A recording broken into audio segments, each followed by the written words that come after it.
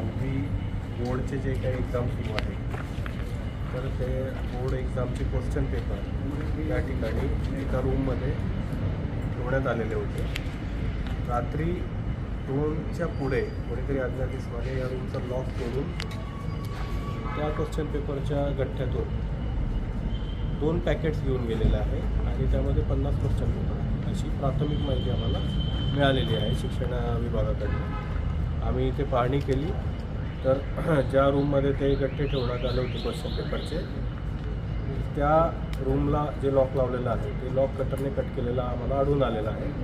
आम्ही आमचे forensic expert, dog squad आणि फिंगरप्रिंट एक्सपर्ट यांना बोलवलेलं आहे आणि त्यांच्या मार्फतीने आणि आमच्या लोकल पोलीस स्टेशनची टीम आणि आमची लोकल क्राईम ब्रांचची टीम यांच्या मार्फतीने पुढील तपास करत आहोत. या ठिकाणी CCTV सर्व बंद आहे. या प्रिमाइसमधले CCTV आम्ही चेक केले तर ते बंद आहे. त्यामुळे इथले फुटेज आम्हाला रात्रीचे मिळू शकलेले नाही आहे. बंदोबस्तासाठी पोलीस या ठिकाणी बंदोबस्तासाठी एक आमचे पोलीस कर्मचारी आणि होमगार्ड होते तर त्यांची चौकशी आम्ही करतो आहे. जे कोणी दोषी आढळतील त्यांच्यावरती आम्ही आमची डिपार्टमेंटल कारवाई करणार आहोत.